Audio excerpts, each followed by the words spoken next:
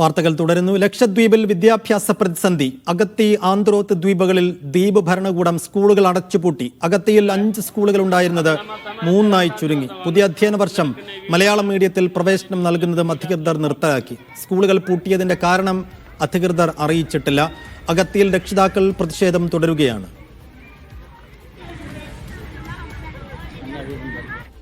എന്റെ പുറകിലുള്ള ഈ സ്ഥലത്തായിരുന്നു 2 മാസം മുമ്പ് വരെ ഗവൺമെന്റ് SB സ്കൂൾ കവരത്തി നിലനിന്നിരുന്നത്. ആ സ്കൂൾ പുനർനിർമ്മാണത്തിന് വേണ്ടി പൊളിച്ചു മാറ്റുകയാണ് ചെയ്തത്. ഇവിടുത്തെ കുട്ടികളെ അടുത്തുള്ള ബിൽഡിംഗ് 1 മുതൽ 5 വരെയുള്ള കുട്ടികളെ അടുത്തുള്ള ഡയറ്റ് ബിൽഡിങ്ങിലോട്ടും അതിന് മുകളിലുള്ള 6 മുതൽ 8 വരെയുള്ള കുട്ടികളെ PMC ഗവൺമെന്റ് സീനിയർ സെക്കൻഡറി സ്കൂളിലോട്ടും മാറ്റാനായിരുന്നു തീരുമാനം. അതിനെതിരെ ഞങ്ങളന്ന് നിയമപരമായിട്ടും SMC രക്ഷിതാക്കളുടെ കൂട്ടായ്മയും നേരിട്ട് പ്രിൻസിപ്പലിനെയും ഇവിടുത്തെ വിദ്യാഭ്യാസ അധികാരികളെയും കണ്ട് അതിൻ്റെ പ്രശ്നവശങ്ങളെക്കുറിച്ച് ചർച്ച ചെയ്തിട്ടുണ്ടായിരുന്നു. അന്ന് അവർ ഉറപ്പ് തന്നത് കുട്ടികൾക്ക് ഒരു തരത്തിലുള്ള ബുദ്ധിമുട്ടും ഉണ്ടാവാത്ത വിധം എല്ലാ ഒരുക്കങ്ങളും ചെയ്തിട്ടായിരിക്കും അവരെ മാറ്റുക എന്നുള്ള ഉറപ്പായിരുന്നു.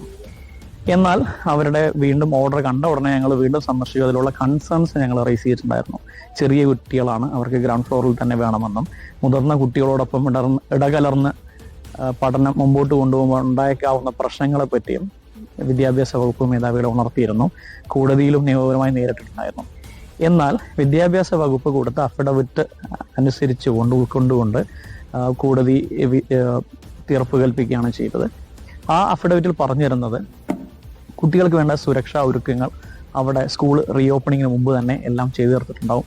ആവശ്യത്തിനുള്ള ടോയ്ലറ്റ് സൗകര്യങ്ങൾ, ക്ലാസ് റൂം സൗകര്യങ്ങൾ, ബാക്കി സുരക്ഷാ ക്രമീകരണങ്ങൾ എല്ലാം തന്നെ റെഡിയായിരിക്കും എന്നാണ് അഫിഡവിറ്റിലൂടെ വിദ്യാഭ്യാസ വകുപ്പ് കേരള ബഹുമാനപ്പെട്ട കേരള ഹൈക്കോടതിയിൽ അഫിഡവിറ്റ് ഫയൽ ചെയ്തു. എന്നാൽ 2 മാസങ്ങൾക്കിപ്പുറം ഇന്ന് സ്കൂൾ അഹമ്മദ് മുജ്തബ വിശദാംശങ്ങൾ നൽകും. മുജ്തബ, എന്താണ് ദ്വീപിൽ സംഭവിക്കുന്നത്? ഇങ്ങനെ സ്കൂളുകൾ അടച്ചുപൂട്ടിയത് അവിടുത്തെ വിദ്യാഭ്യാസ മേഖലയെ എത്ര കണ്ട് പ്രതിസന്ധിയിൽ അകപ്പെടുത്തുന്നുണ്ട്? എന്താണ് ഈ സ്കൂൾ പൂട്ടിയതിന് കാരണമായി അധികൃതർ പറയുന്നത്? ഔദ്യോഗിക വിശദീകരണം എന്താണ്? 11/5/2025 ലക്ഷദ്വീപിലെ വിദ്യാഭ്യാസ വകുപ്പ് ഇറക്കിയ ഒരു ഉത്തരവ് പ്രകാരമാണ് ഇപ്പോൾ JP സ്കൂൾ സൗത്ത് അത് പൂർണ്ണമായും നിർത്തലാക്കിയിരിക്കുന്നു. അതിന് പകരം ആ വിദ്യാർത്ഥികളെ ഏകദേശം 200-210 വിദ്യാർത്ഥികളടക്കം പഠിക്കുന്ന ഒരു വിദ്യാലയമാണ്.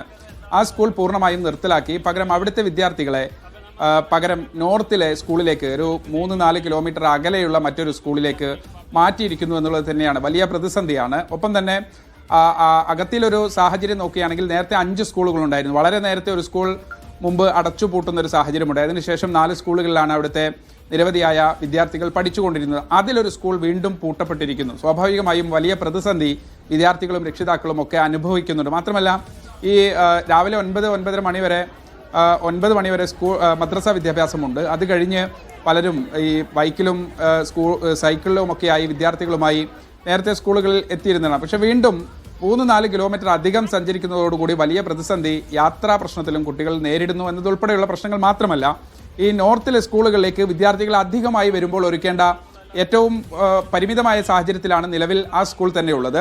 അവിടെ മറ്റൊരു സ്കൂളിൽ നിന്നുള്ള വിദ്യാർത്ഥികൾ അങ്ങോട്ടേക്ക് ഷിഫ്റ്റ് ചെയ്യുമ്പോൾ സ്വാഭാവികമായും അവിടെ ഒരുക്കേണ്ട ചില ക്രമീകരണങ്ങളുണ്ട്. മതിയായ സൗകര്യങ്ങൾ ഒരുക്കാതെയാണ് ഈ വിദ്യാർത്ഥികളെ അങ്ങോട്ടേക്ക് ഷിഫ്റ്റ് ചെയ്തത്. ആ സ്കൂൾ പൂട്ടി മറ്റൊരു സ്കൂളിലേക്ക് ആക്കുമ്പോൾ വേണ്ടത്ര മുന്നൊരുക്കമോ ക്രമീകരണമോ നടത്തിയില്ല എന്നുള്ളൊരു പരാതി, വ്യാപകമായ ആക്ഷേപം നിലവിലുണ്ട്. ഒപ്പം തന്നെ ആന്ധ്രോത്തിലും സമാനമായ മേച്ചേരി സ്കൂൾ ഉൾപ്പെടെ പൂട്ടുന്നൊരു സാഹചര്യമുണ്ട്. സ്വാഭാവികമായും ഇത് ലക്ഷദ്വീപിലെ വിദ്യാഭ്യാസ നയത്തിൽ കാര്യമായ മാറ്റം കഴിഞ്ഞ 2023 മുതൽ കൃത്യമായി പ്ലാനിങ്ങോടുകൂടി ചില നടപടികൾ ലക്ഷദ്വീപ് ഭരണകൂടം കൈക്കൊള്ളുന്നത് ഉൾപ്പെടെയുള്ള പരാതികളാണ്.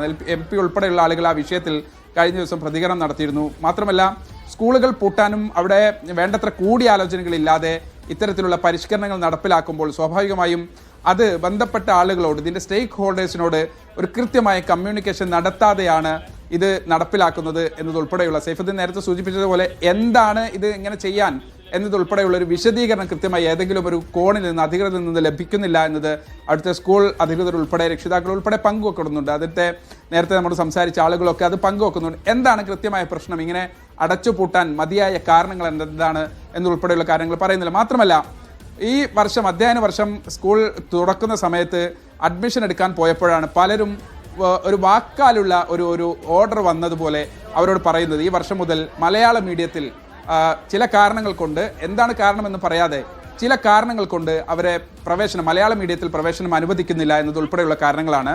പക്ഷേ അത് നേരത്തെ തന്നെ ഇത്തരത്തിലുള്ള വിഷയങ്ങൾ ഈ CBSE സ്കൂളിലേക്കുള്ള കൺവെർജൻസ് ചില പ്രശ്നങ്ങൾ, നിയമപരമായ പ്രശ്നങ്ങൾ നിലനിൽക്കുന്നതുകൊണ്ട് പരസ്യമായി അതിനകത്ത് ഒരു ഓർഡർ ഇറക്കിക്കൊണ്ട് എന്താണ് കാരണമെന്ന് വിശദീകരിക്കാൻ പോലും അധികൃതർ തയ്യാറാവുന്നില്ല. രക്ഷിതാക്കൾ പലരും പ്രിൻസിപ്പലുമായി കമ്മ്യൂണിക്കേറ്റ് ചെയ്യുന്നുണ്ട്, HMമായി കമ്മ്യൂണിക്കേറ്റ് ചെയ്യുന്നുണ്ട്. പക്ഷെ അപ്പോഴും കൃത്യമായ ഒരു മറുപടി ഏതെങ്കിലും തരത്തിൽ മുകളിൽ നിന്നുള്ള ഉത്തരവാണെന്ന് മാത്രമാണ് പറയുന്നത്. പകരം എന്താണ് ഇതിന്റെ സാങ്കത്യം, എന്താണ് ഇതിന്റെ ഉത്തരവ് എന്നത് കൃത്യമായി ബോധ്യപ്പെടുത്താൻ പോലും കഴിയാത്തൊരു സാഹചര്യമുണ്ട്. എന്തായാലും ലക്ഷദ്വീപിനെ സംബന്ധിച്ചിടത്തോളം നേരത്തെ നമ്മൾ ഈ ത്രിഭാഷാ പരിഷ്കരണവുമായി ബന്ധപ്പെട്ട് 3 ഭാഷകൾ മാത്രം പരിഷ്കരണവുമായി ബന്ധപ്പെട്ട ഹൈക്കോടതി ഉത്തരവ് ഇപ്പോൾ കഴിഞ്ഞ ദിവസമാണ് പുറത്തു വന്നത്. ഒപ്പം തന്നെ ഈ വിഷയവുമായി ബന്ധപ്പെട്ട് നിലവിൽ കോടതിയിൽ ചില നിയമ പോരാട്ടങ്ങൾ നിലനിൽക്കുന്നുണ്ട്, അല്ലെങ്കിൽ അത്തരത്തിലുള്ള